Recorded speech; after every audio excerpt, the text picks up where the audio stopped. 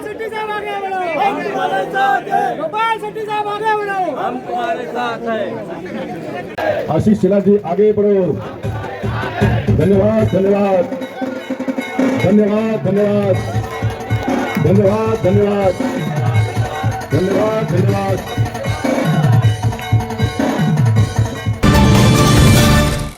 जी हाँ, वन विभाग का मुद्दा पिछले कई वर्षों से लोगों के बीच बना हुआ है। वन विभाग में रहने वाले लोगों को आज भी अपने घर से बेघर होने का डर सता रहा है। दुकानदारों को रोजी रोटी छिन जाने का डर सता रहा है। ऐसे में केतकीपाड़ा में बड़े पैमाने पर लोग इकट्ठा होकर के गोपाल शेट्टी के नेतृत्व में लोगों ने आशीष शेलार से मांग की और आशीष शेलार को एक लिखित ज्ञापन दिया गया हस्ताक्षर के साथ में, जिसके संघर्ष की लड़ाई लगातार गोपाल शेट्टी लड़ रहे हैं। ऐसे में बात करेंगे हम गोपाल शेट्टी जी से। शेट्टी साहब, कल एक हस्ताक्षर के साथ में आप लोगों ने ज्ञापन सौंपा है, वो ज्ञापन में क्या कुछ है उसके बारे में थोड़ा सा प्रकाश करें। देखिए, पूरा अगर संजय गांधी राष्ट्रीय उद्यान का केस के बारे में अगर मुझे कहना है फिर एक बार, ताकि पूरे शहर के लोगों को पता चले। कुछ लोगों को ये भी लगता है कि ये पॉलिटिशियन लोग सिर्फ झोपड़पट्टी वालों के बारे में सोचते हैं, फॉरेस्ट के बारे में सोचते नहीं, एनवायरनमेंट के बारे में सोचते नहीं। ये मामला ऐसा नहीं है। 98 में जो कोर्ट का ऑर्डर भी आया है, उसमें कोर्ट के ऑर्डर में बहुत स्पष्ट उल्लेखित है Sanjay Gandhi national park division. देखो, कोर्ट का कभी कभी डिले होता है तो हम लोगों को थोड़ा गुस्सा भी आता है, लेकिन कोर्ट जब ऑर्डर पारित करते हैं तो बहुत सोच समझ कर करते हैं। अब ये नेशनल पार्क डिवीज़न कहने की क्या आवश्यकता पड़ी?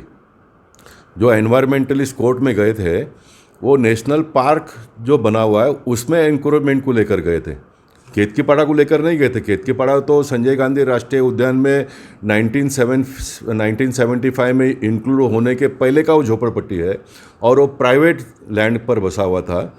प्राइवेट फॉरेस्ट करके उसको ऐड कर दिया गया था, इसलिए उसको तो पूरा निकालने वाली बात है। जो एक्ट है, कायदा है, उसमें भी फॉरेस्ट में आप कौन सा ज़मीन इंक्लूड कर सकते हो उसका भी लिखित एक्ट में है और कोर्ट के ऑर्डर में भी है। आप किसी भी बिल्डिंग है या तो फिर जहाँ पर घर है, कोई व्यवसाय करते होगे, वो ज़मीन को आप इंक्लूड करो। सरकार चाहे तो सब कुछ कर सकती है, लेकिन फिर वापस उनको न्याय देकर, उनको पैसे देकर, उनको शिफ्ट कर फिर वहाँ पर आपको ज़मीन खाली करवाने के बाद में फिर वहाँ पर फॉरेस्ट डेवलप करने का, झाड़ पेड़ पौधे जो भी लगाना है वो लगाना। इसके अलावा अगर कहीं फॉरेस्ट जैसा ही ज़मीन आपको मिलता होगा फॉरेस्ट को लगकर, तो इंक्लूड करने में प्रायोरिटी उसको दिया गया है। इसके लिए 98 के ऑर्डर में भी जो Sanjay Gandhi national park division में जो भी एनक्रोचमेंट था वो उसी समय पे निकल गया था। इसलिए कायदे में प्रोविज़न है। और आपके जानकारी के लिए आगे में बहुत शॉर्ट में अगर बताना हो, देवेंद्र फडणवीस जी की सरकार ने आर्य कॉलोनी की जो ज़मीन है उसको भी फॉरेस्ट में इंक्लूड कर दिया। यानी कांग्रेस के समय में जो फॉरेस्ट का एरिया था उससे ज़्यादा हो रहा है एरिया। अभी हम कोई एरिया कम नहीं कर रहे। केतकीपाड़ा को फॉरेस्ट में से डिलीट करने की जो बात हो रही है, ये डिलीट होने के बाद में फॉरेस्ट का जो एरिया है वो कम नहीं हो रहा है, फॉरेस्ट का एरिया बढ़ रहा है। इसलिए कायदे में कोई प्रॉब्लम नहीं है। और मैं सांसद बनने के बाद में 2018 में केंद्र सरकार के पास जब क्वेश्चन और मैंने पुटअप किया, केंद्रीय मंत्रियों के साथ में मैं मीटिंग किया, तो उन्होंने ये कहा कि भाई ये हो सकता है, लेकिन इसका प्रपोजल स्टेट गवर्नमेंट में देना चाहिए। फिर बीच के दिनों में विकास आघाड़ी की सरकार आ गई, कोविड आ गया, ये मामला ठंडा पड़ गया। इसके ऊपर मैंने बहुत कुछ काम पहले किया हुआ है, इसलिए मुझे सफलता मिल रही है। ये अभी हम प्रारंभ नहीं कर रहे, इसके ऊपर काम मैंने पहले ही प्रारंभ किया था। केंद्र सरकार के मंत्री जो उन दिनों के थे, उन्होंने मेरे को लिखित लेटर दिया है कि स्टेट गवर्नमेंट अगर प्रपोजल भेजती है तो हमको कोई वादा नहीं है इसको करने में, क्योंकि इतने बड़े पैमाने पे लोगों को न्याय देने की भी बात यहाँ पर है।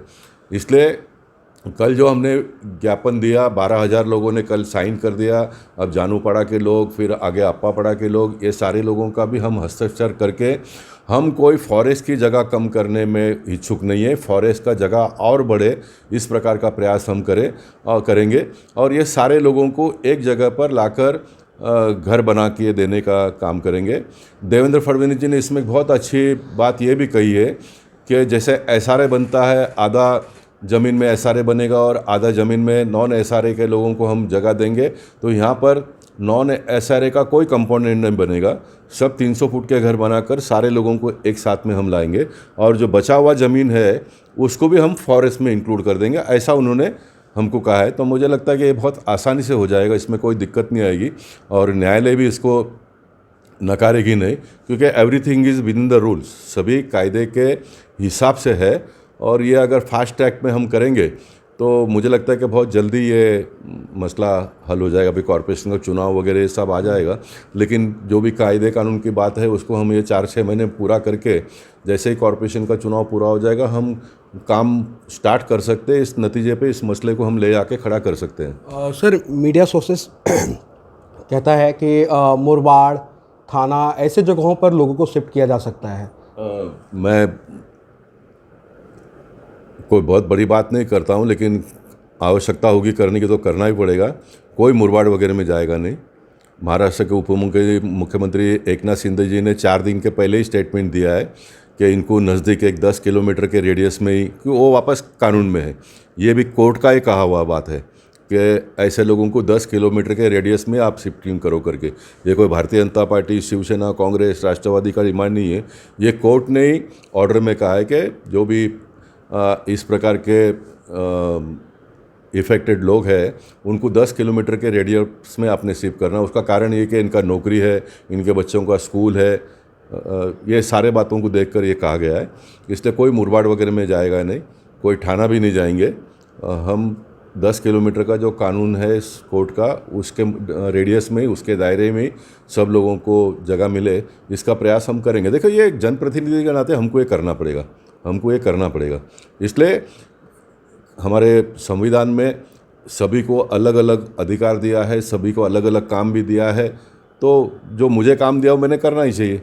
मुझे भावना नहीं है कि मुझे भावना है, मुझे ये लगता है कि मैं पर्यावरण प्रेमी हूँ। मैंने 30-33 साल में जितने पेड़ बोरेली में लगाए, इसलिए तो बोरेली आज सबसे 1 नंबर पर हरियाली में। तो मुझे सबसे ज़्यादा तो है ऐसा नहीं कहूँगा, लेकिन दूसरे लोगों से पर्यावरण के बारे में कम प्रेम है, लगाव है, ऐसा नहीं है। मैं भी उनके लेवल पर ही हूँ और मैंने काम किया है।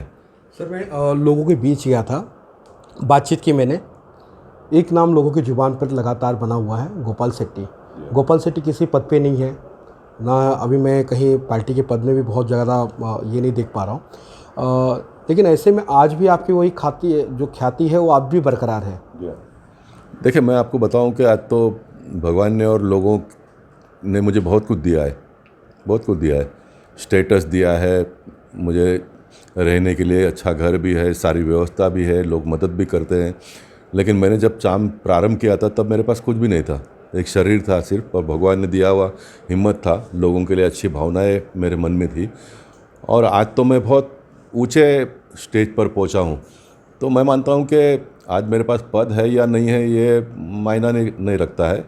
मैं कितना लोगों के लिए मर मिटने के लिए तैयार हूँ, इसका आकलन करते हुए लोग किसी भी नेता के पीछे जाते हैं।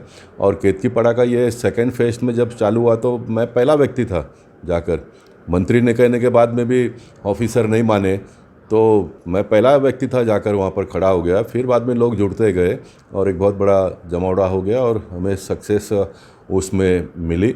और एक सक्सेस मिलने के बाद में मैं ये कहूँगा कि इसमें फॉरेस्ट मिनिस्टर का भी हाथ था, सरकार के लोगों का भी हाथ था, और आशीष शेलार जी ने बहुत बड़ी भूमिका इसमें अदा की, तब यह हुआ है।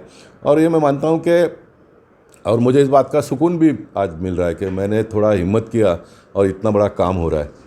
तो काम हो रहा है, जब तक काम हो रहा है तब तक मैं करते रहूँगा। और एक आधा सेटबैक भी मिल गया तो इतने बड़े काम के पीछे एक छोटा सा सेटबैक को सहन करने की भी शक्ति गोपाल शेट्टी में है। मेरा लोकशाही के ऊपर विश्वास है, मेरा डॉक्टर बाबा साहब अम्बेडकर जी ने जो संविधान बनाया उसके ऊपर विश्वास है। आप अगर लोगों के दुख दर्द में खुद पढ़ो तो फिर आपका काम खुद पढ़ने तक का ही है, बाकी सारा जो व्यवस्था है वो भगवान करते हैं और इसमें होता हुआ दिखाई दे रहा है और इसमें हम सफल होंगे। सर, बीते दिनों लोग डायरेक्टली तोड़ने के लिए आ गए थे और बड़ी तादाद में पुलिस प्रशासन थी, सारे लोग थे। जी हाँ। फिर से मेरा वही एक सवाल है, कोई पद नहीं, कुछ नहीं, फिर भी आपने लोगों के लिए संघर्ष किया। आपको ये भय नहीं कि आपको भी, या जो होता है कई बार देखा जाता है कि काल कोठरी के पीछे डाल दे या कोई भी चीज़ें, निसंकोच? देखिए, लोकशाही की लड़ाई लड़ने वाले लोगों ने एक बात को ख्याल में लाना चाहिए। महात्मा गांधी जी को दिमाग के नज़र के सामने लाओ, सब कुछ हो जाएगा। महात्मा गांधी जी के पास कौन सा पद था? महात्मा गांधी जी ने जब काम किया तब कम्युनिकेशन का कोई व्यवस्था नहीं था, ट्रांसपोर्टिंग की कोई व्यवस्था नहीं थी, लोगों के पास पहनने के लिए कपड़े नहीं थे, तो महात्मा गांधी जी ने कपड़ा पहनना छोड़ दिया। ये सारे एग्जाम्पल सिर्फ सुनने के लिए और भाषण करने के लिए नहीं है। कभी अपने जीवन काल में ऐसा प्रसंग आ गया तो उसको अंगीकार करने की क्षमता भी आप में होनी चाहिए। और मैं मानता हूँ कि उन दिनों के आंदोलनकर्ताओं ने जो भी कुर्बानियाँ दी है, उसके तुलना में आज हम जो करते हैं वो बहुत कम है, ऐसा मैं मानता हूँ। अगर आप नहीं करो तो फिर परमात्मा आपको माफ़ नहीं करेंगे।